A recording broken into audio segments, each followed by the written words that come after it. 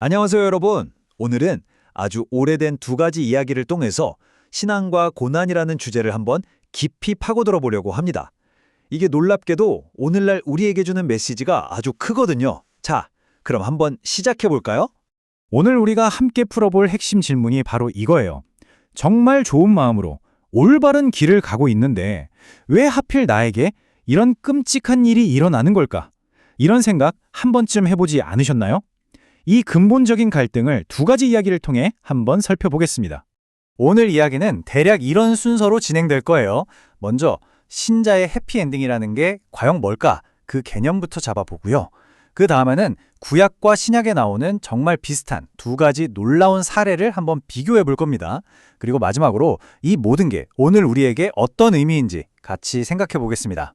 자, 첫 번째 파트입니다. 우리가 보통 신앙을 가지면 이제 내 인생은 좀 평탄해지겠지? 이런 기대를 하잖아요. 그런데 현실은 완전 딴판일 때가 많죠.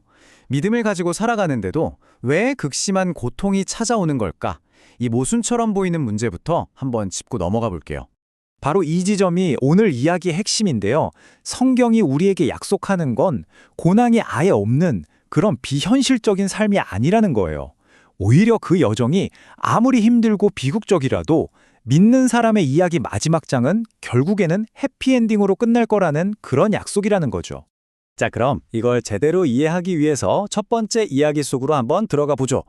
아주 오래전 극심한 기근의 시대에 활동했던 예언자 엘리야와 정말 가난했던 한 과부의 이야기입니다. 이야기의 배경은 이래요. 온 땅에 끔찍한 가뭄이 들었을 때 엘리야는 하나님의 명령을 받고 사르밧이라는 곳에 사는 한 과부를 찾아가요. 그런데 이 과부는 자신과 아들이 먹을 마지막 한 끼 식사만 남은 상황이었죠. 그런데도 그녀는 하나님의 사람을 먼저 대접하는 엄청난 믿음을 보여줍니다. 이거 정말 대단하지 않나요? 그 결과 그녀의 집에 있던 밀가루통과 기름병이 마르지 않는 기적을 경험하게 되죠. 여기까지는 정말 완벽한 이야기 같아요. 그런데 바로 그 순간 정말 상상도 못했던 비극이 닥칩니다. 아니, 이렇게 선한 일을 하고 기적까지 체험했는데 그녀의 유일한 희망이었던 아들이 갑자기 병들어 죽어버린 거예요. 도저히 이해할 수 없는 일이 벌어진 거죠. 이게 바로 그 과부가 절망 속에서 내뱉은 외침이에요. 얼마나 혼란스러웠을까요? 그녀는 오히려 하나님의 사람을 만나서 내 숨겨진 죄가 드러나서 내 아들이 죽었구나 이렇게 생각한 거예요. 선한 행동이 끔찍한 결과를 가져왔다고 믿게 된 거죠. 정말 가슴 아픈 일입니다. 그리고 여기서 이야기의 클라이맥스가 펼쳐집니다. 엘리야는 그 죽은 아이를 품에 안고 간절히 기도했고 놀랍게도 하나님의 개입으로 비극이 뒤집어집니다. 죽었던 아이가 다시 살아난 거예요. 정말 놀라운 기적이죠. 자, 그런데 진짜 중요한 건 바로 다음이에요. 이 이야기의 결말은 단순히 아들이 살아난 것에서 끝나지 않아요. 과부의 이 고백을 보세요. 이 끔찍한 사건을 겪고 나서야 그녀의 믿음이 그 어떤 시련에도 흔들리지 않을 만큼 단단해졌다는 거죠. 이게 바로 이 이야기의 진짜 해피엔딩인 겁니다. 자, 그럼 이번에는 시대를 훌쩍 뛰어넘어서 신약 성경으로 가볼게요. 사도 바울 시대에 있었던 한 사건인데요. 방금 들었던 엘리야 이야기랑 얼마나 닮았는지 한번 비교하면서 들어보시면 더 흥미로울 거예요. 상황은 이랬어요. 사도 바울이 이제 곧 떠나야 해서 밤이 깊어가는 줄도 모르고 말씀을 전하고 있었어요. 유두고라는 한 청년도 그 자리에 있었는데 하루 종일 일해서 몸은 정말 피곤했지만 말씀을 듣고 싶은 그 마음 하나로 3층 창가에 걸터 앉아 있었던 거예요. 그런데 여기서 또 비극이 일어납니다. 피곤함을 이기지 못한 유두고가 그만 깊은 잠에 빠져서 3층 창문 밖으로 떨어지고 만 거예요. 사람들이 달려가 보니 이미 숨이 끊어져 있었습니다. 참 아이러니하죠? 또다시 하나님 말씀을 듣는 그 거룩한 자리에서 끔찍한 사고가 일어난 겁니다. 그때 바울이 달려내려가서 정말 놀라운 행동을 합니다. 마치 수백 년 전 엘리야가 그랬던 것처럼요. 그 청년의 몸 위에 엎드려 그를 껴안고 외칩니다. 걱정하지 마십시오. 생명이 그에게 있습니다.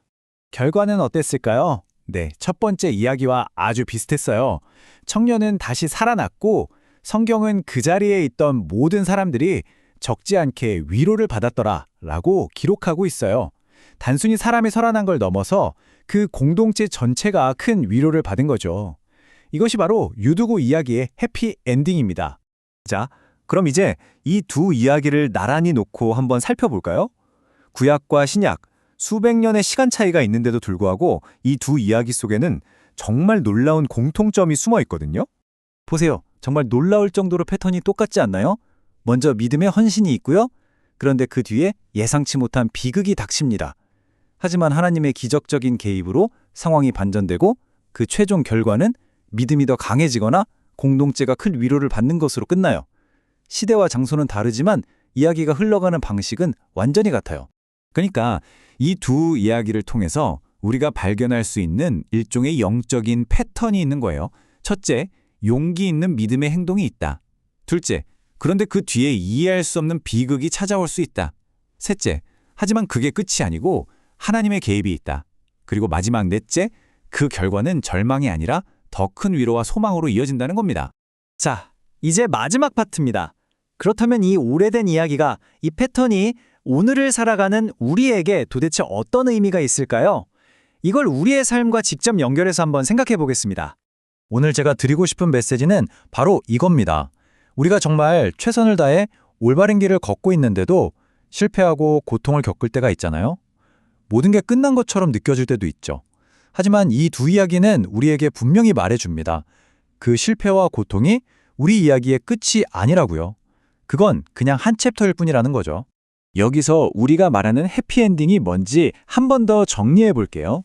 이건 고통이 전혀 없는 동화 같은 결말을 말하는 게 아니에요. 오히려 그 절망의 잿더미 속에서 하나님이 결국 우리를 다시 일으키시고 더 깊은 위로를 경험하게 하시는 것. 이게 바로 성경이 말하는 진짜 해피엔딩입니다. 마지막으로 이 질문을 여러분 스스로에게 한번 던져보셨으면 좋겠습니다. 우리 삶에도 사르밧 과부나 유두고가 겪었던 것처럼 예기치 못한 비극이 찾아올 수 있습니다. 하지만 이 이야기들이 보여주는 패턴을 믿는다면 우리의 마지막 장은 실패가 아니라 위로와 희망이 될 겁니다. 여러분의 이야기는 지금 어떤 결말을 향해 가고 있다고 생각하시나요?